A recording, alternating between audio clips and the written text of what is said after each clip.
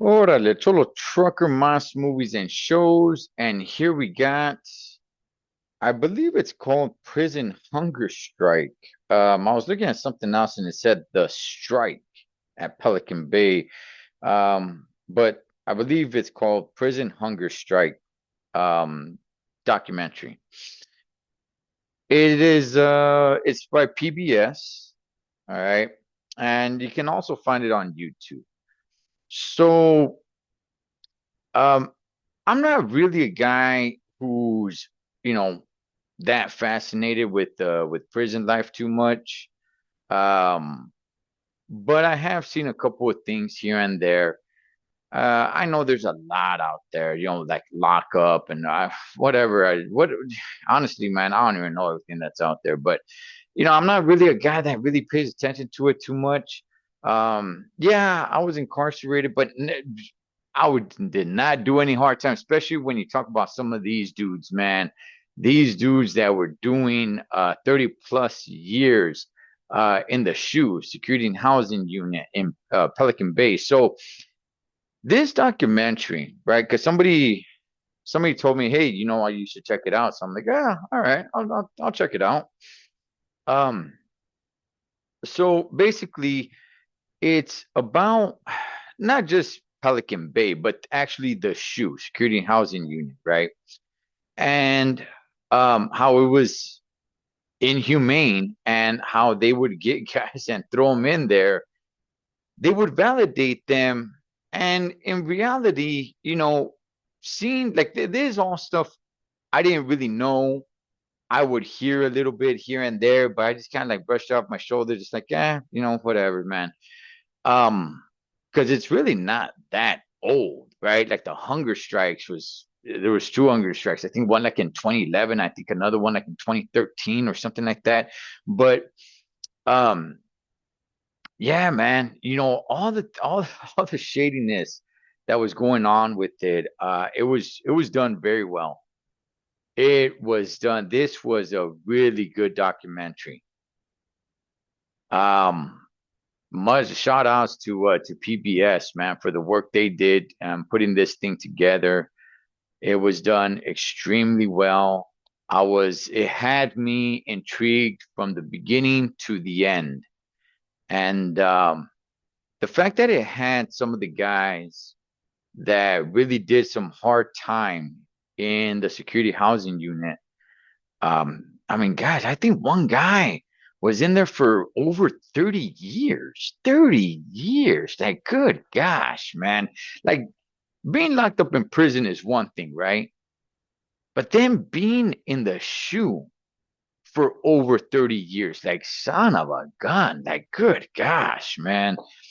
Um, but so I liked I really enjoyed the detail from some of the prisoners that were in there for many, many years and how they all came together to say like, hey man, like we're we're rotting away.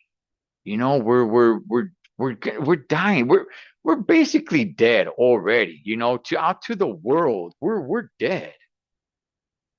I mean, they are in the shoe, right? It's just them inside and their yard is just a concrete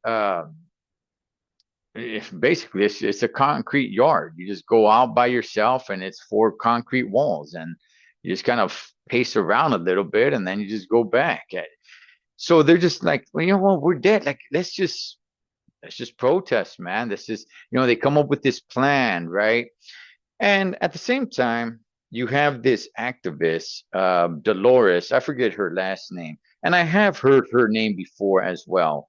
Um, Her son, I believe, was in the shoe as well. So she's a huge activist on, hey, release the guys, not release them from prison, but release them from the shoe that they shouldn't be in there for as long because they just kind of throw you in the shoe and throw away the key and hey, that's about it. And some of the reasons why it's like, man, really? Like, okay, so they're talking about, hey, that's where you throw in the worst of the worst. It's like, okay, well, how do you know they're the worst of the worst? Well, we're looking for prison gang members.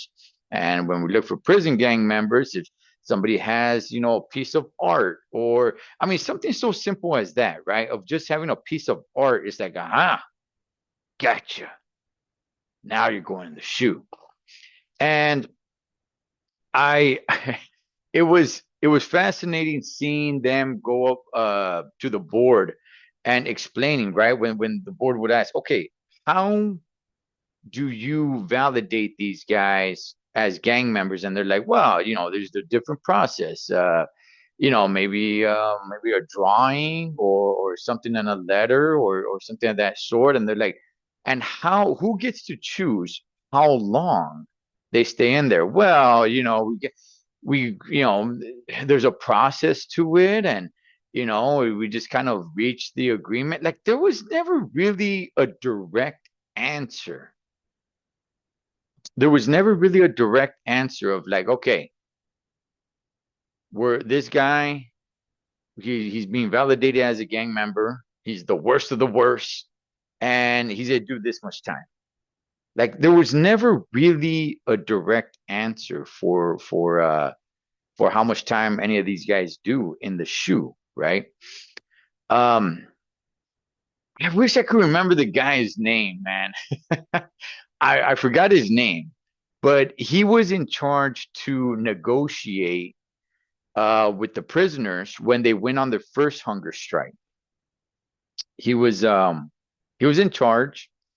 He was part of law enforcement. I don't know. Well, I don't know if it was law enforcement, but he was there, I think, to represent the state. I believe. I wish I could remember his name.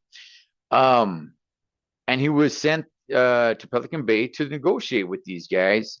And like, hey, what do they want? You just can't have these guys just dying in there. All right, that's gonna bring in some lawyers and everything of that sort. So you just can't have these guys just die, right? So like, all right, so let's negotiate. Okay, so what is it that you guys want? They and the prisoners, collectively had a list of hard demands, and then they had a list of soft demands, right? And what happened is that they went ahead and it seems like they ignored the hard demands, right? The main demands of like, okay, look, eventually you gotta let us go. You guys let us out of the shoe, not out of prison. I want to make that clear. Okay, they weren't, asking to be released from prison, but they're asking to be released from the shoe, especially some of these guys that have been there for decades, man. It was like, damn. And then they had some soft demands, which is something like colored pencils. Could we get some colored pencils?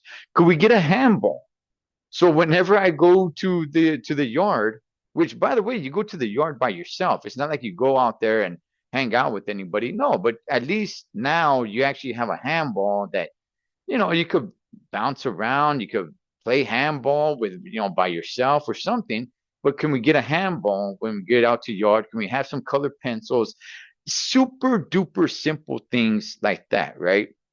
And it seems like they went ahead and they granted them some of these little small, softer ones, but the hard demands they kind of ignored. And not only did they not only did they ignore the guy that was there to negotiate with them at the end of the year, he said, hey, you know what? It's time for me to retire. So he just retired.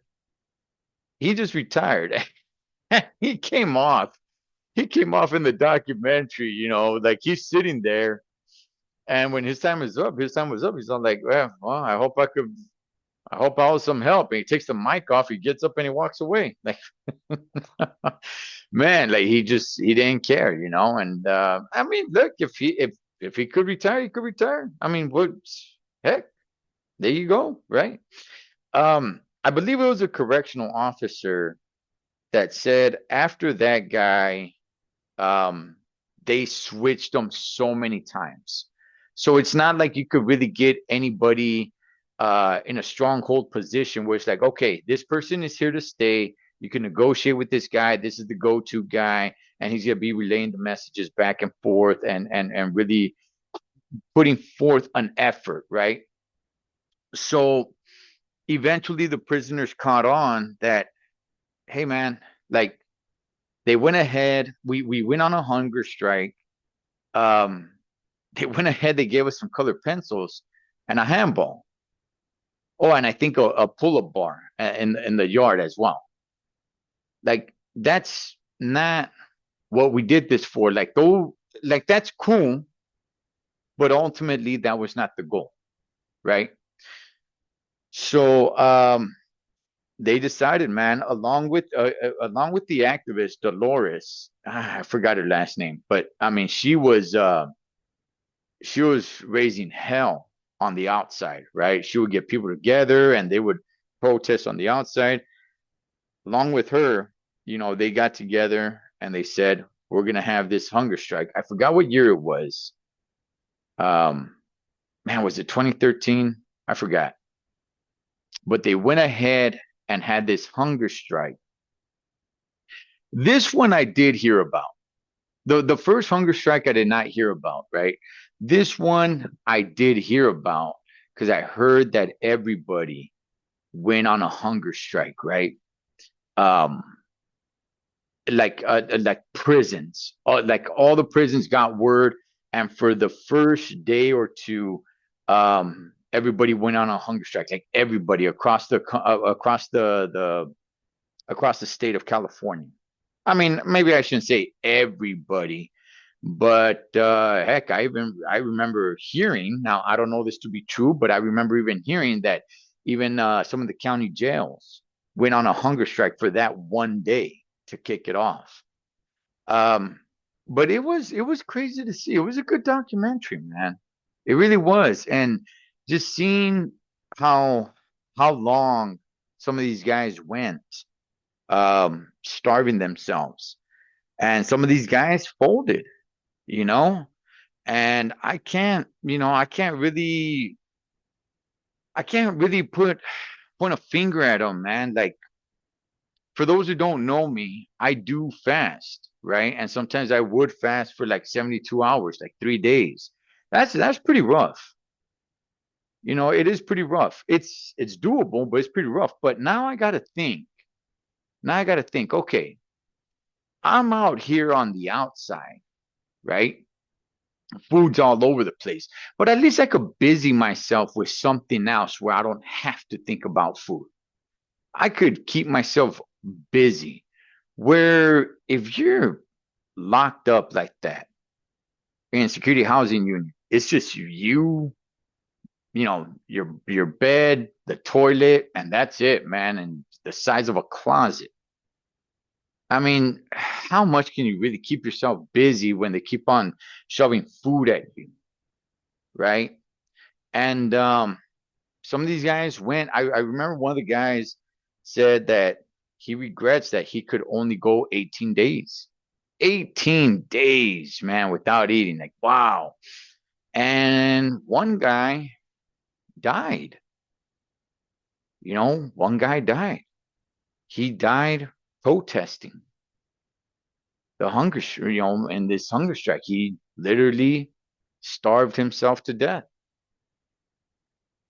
And going back to what some of the other guys were saying, like, hey, let's do this because we're in here dying anyway.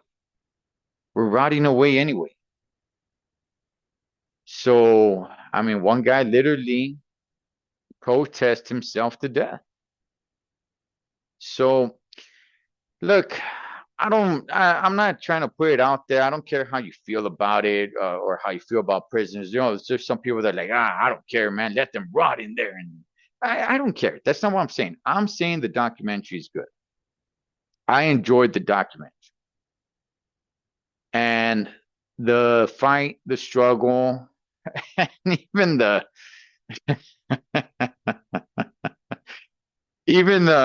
little Romeo and Juliet ending story to it, I thought that was pretty fun, man. I thought it was pretty fun. It's just seeing them like, oh, they ended up together. Like, All right. Well, hey, you know what?